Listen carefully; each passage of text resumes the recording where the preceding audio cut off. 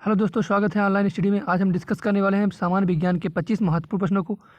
तो हमारा पहला प्रश्न है, वृक्षों की आयु वर्षों में निर्धारित की जाती है। इसकी भार द्वारा, इसकी ऊंचाई द्वारा, या इसमें वार्षिक बलों की संख्या के आधार पर, या फिर इसकी जड़ों की लंबाई के द्वारा। तो इसका सही उत्तर हो जाएगा, वो हो जाएगा वार्षिक बलों की संख्या के आधार पर ही हम वृक्षों की आयु को निर्धारित करते हैं। अगला प्रश्न है, नाइट्रोजन स्थिरीकरण में निम्न में से कौन से शैवाल भाग लेते हैं। नाइट्रोजन स्थिरीकरण में कौन से शैवाल भाग लेते हैं? तो हमारे ऑप्शन है एनाबीना, क्लोरेला, एनाबीना तथा नॉन स्टॉक, क्लोरेला तथा सरगाशम। तो हमारा जो राइट आंसर हो जाएगा वो हो जाएगा एनाबीना तथा नो स्टॉक। अगला प्रश्न है, मनुष्य की आंत में पाया जाने वाला जीवाणु है विब्रियो कोलेरी, बैसिलस एंथेरेसिस, ई कोली, या फिर कोरिने बैक्टीरियम। तो मनुष्य की जो आंत में पाया जाता है वो जीवाणु है ई कोली। तो हमारा सही उत्तर हो जाएगा ई कोली।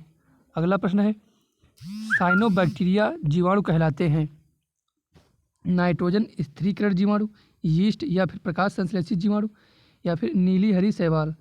तो जो नीली हरी शैवाल हैं ये कहलाते हैं साइनोबैक्टीरिया कहलाते हैं। अगला प्रश्न है, क्रिसमस वृक्ष है। हमारे ऑप्शन है थूजा, साइकस, इडेफ्रा, या फिर एरोकेरिया। तो जो क्रिसमस वृक्ष होता है वो एरोकेरिया प्रकार का होता है। अगला प्रश्न है, रेजिन व तारपीन प्राप्त किया जाता है बीज से, पाइनस से, साइकस से, या फिर एबीज से। तो जो रेजिन व तारपीन प्राप्त किया जाता है वो पाइनस से प्राप्त किया जाता है।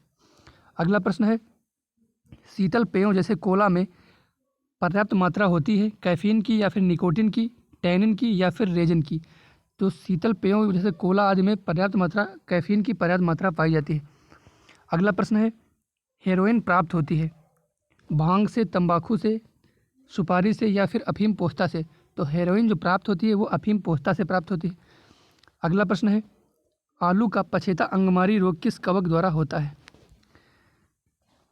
तो आलू का पछेता अंगमारी रोग जो होता है वो होता है फाइटोप्थोरा इन्फेस्टांस द्वारा।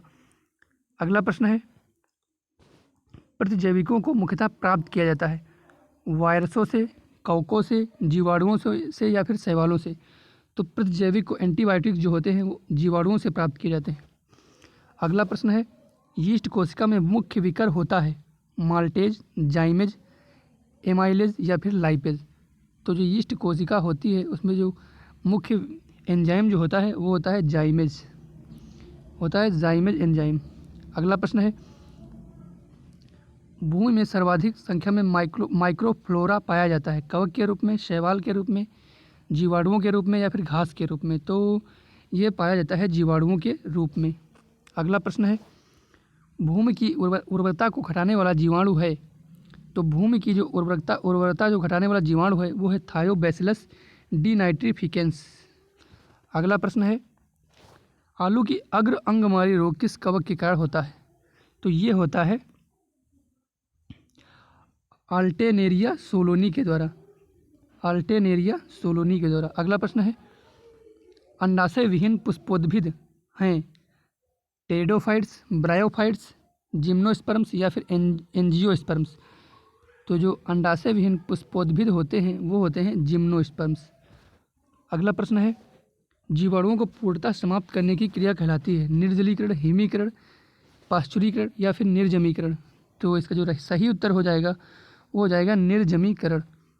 अगला प्रश्न है, तालाब का रेशम या जल का रेशम निम्न में से किसे कहते हैं। स्पाइरोगायरा, यूलोथ्रिक्स, क्लैमिडोमोनास, या फिर म्यूकर। तो जो पॉन्ड सिल्क है वो कहलाता है स्पाइरोगायरा। अगला प्रश्न है, निम्न में से कौन सा तत्व न्यूक्लिक अम्ल, फास्फोलिपिड, एटीपी, एडीपी तथा एनएडीपीएच में समान है। कैल्शियम, फास्फोरस, जिंक, या फिर बोरान। तो ये फास्फोरस होता है। अगला प्रश्न है, निम्न में से कौन सा तत्व प्रोटीन संश्लेषण में अनिवार्य है। जिंक, मैग्नीज, कैल्शियम, या फिर नाइट्रोजन। तो प्रोटीन संश्लेषण के लिए आवश्यक जो तत्व है वो है नाइट्रोजन। अगला प्रश्न है, प्रकाश संश्लेषण की लगभग उल्टी प्रक्रिया है स्टार्च का पाचन, लोहे को जंग लगना, फलों का पकना, या फिर लकड़ी का जलना। तो जो उल्टी प्रक्रिया है प्रकाश संश्लेषण की वो है लकड़ी का जलना। अगला प्रश्न है, क्लोरोफिल का खनिज घटक है? Magnesium, calcium, potassium, iron. तो क्लोरोफिल का जो खनिज घटक है वो होता है मैग्नीशियम। अगला प्रश्न है, पत्तों में दिखाई देने वाली सिराएं काम करती हैं? प्रकाश संश्लेषण का, वाष्पोत्सर्जन का, भंडारण का या फिर चालन का? तो जो सिराएं जो होती हैं वो चालन का काम करती हैं। अगला प्रश्न है, वह कौन सा पौधा है जो अपने भोजन के लिए कीड़ों को पकड़ लेता है? डहेलिया, साल्विया, न्यूट्रिकुलेरिया या फिर बाल्सम? तो ये होता है न्यूट्रिकुलेरिया, जो अपने भोजन के लिए कीड़ों को पकड़ लेता है।